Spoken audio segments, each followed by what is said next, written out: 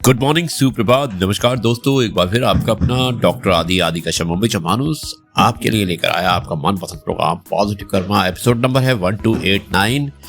दोस्तों, मुझे उम्मीद है कि कल आपने अपनी दिवाली को बहुत ही अच्छे ढंग से मनाया होगा। आज गोवर्धन पूजा है। दीपावली के अगले दिन गोवर्धन पूजा की जाती है और लोग इसे अन्नकूट के नाम से भी जानते हैं। दोस्तों, इस त्योहार का भारतीय लोक जीवन में बहुत महत्व है और इस पर्व में प्रकृति के साथ मानव का सीधा संबंध दिखाई देता है। ये त्योहार अपनी मान्यता और लोक कथा के लिए प्रसिद्ध है। गोवर्धन पूजा में गोधन अर्थात गायों की पूजा की जाती है और शास्त्रों में बताया है कि गाय उसी प्रकार पवित्र होती है जैसे नदियों में गड्ढा। दोस्तों, गाय को देवी लक्ष्मी का स्वरूप भी कहा गया है और देवी लक्ष्मी जिस प्रकार सुख समृद्धि प्रदान करती है उसी प्रकार गौ माता भी अपने दूध के स्वास्थ्य रूपी धन प्रदान करती है। यानी कि जो मिल्क मिलता है, उसका जो दूध होता है, उससे स्वास्थ्य रूपी धन हमें प्रदान करती है। इसका बछड़ा खेतों में अनाज उगाता है और ऐसे गो संपूर्ण मानव जाति के लिए पूजनीय और आदरणीय है। गौ के प्रति यानी कि गाय के प्रति श्रद्धा प्रकट करने के लिए ही कार्तिक शुक्ल पक्ष प्रतिपदा के दिन गोवर्धन की पूजा की जाती है और इसके प्रतीक के रूप में गाय की।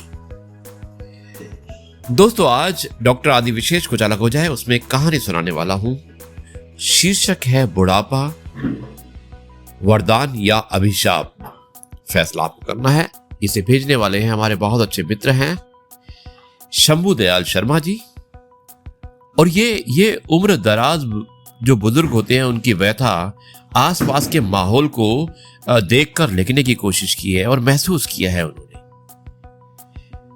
शुरू करता हूं इस कविता को कुछ इस प्रकार। बुढ़ापा एक वरदान या अभिशाप। बहुत खुश होते थे जब घर के बड़े बुजुर्ग लंबी उम्र का आशीर्वाद दिया करते थे। अब जब उम्र द्रौपदी के चीर सी लंबी गैर जरूरी हो गई है, लंबी उम्र अभिशाप सी लगने लगी है। जलालत और बेकदरी के सिवाय और क्या है जिंदगी। अपनों ने पुराना सामान समझकर घर के किसी कोने में पटक दिया। किसी को फुर्सत ही नहीं पास बैठने की, हालचाल जानने की। सांसें हैं कि थमने का नाम ही नहीं ले रही। कितनी बद्दुआ देते हैं अपने, लेकिन हर बद्दुआ बेअसर साबित हो रही है। ईश्वर से रोज मिन्नतें करता हूं वापस बुलाने की, इस संसार त्यागने की, पर वो सुनता ही नहीं। वैसे तो मैं उसी दिन मर चुका था जब वो साथ छोड़कर चली गई थी मेरा।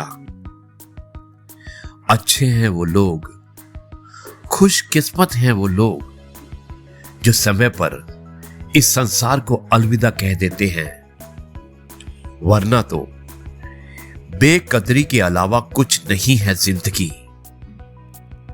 कभी सुनते थे किसी के बेकदरी के किस्से, कभी सुनते थे किसी की बेकदरी के किस्से।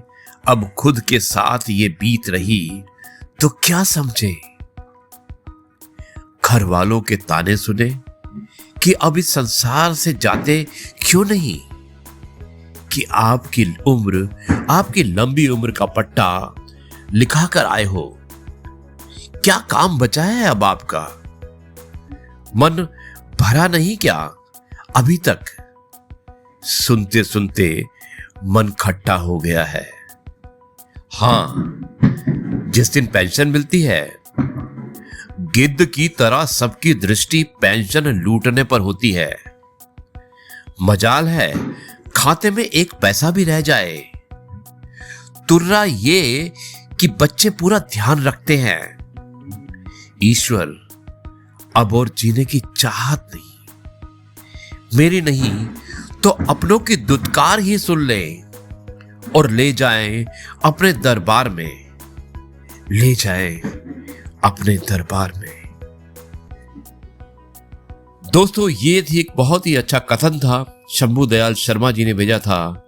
बुढ़ापा एक वरदान या अभिशाप, फैसला आपको करना है। बहुत ही मार्मिक कथन था और मुझे उम्मीद है कि आपको पसंद आया होगा। अब मैं इस कार्यक्रम को यहीं पर समाप्त करता हूं और कल आपसे एक बार फिर मुलाकात करूंगा कुछ नए बातों के साथ। तब तक के लिए कहता हूं जय गुरु जी, शुक्राना गुरु जी।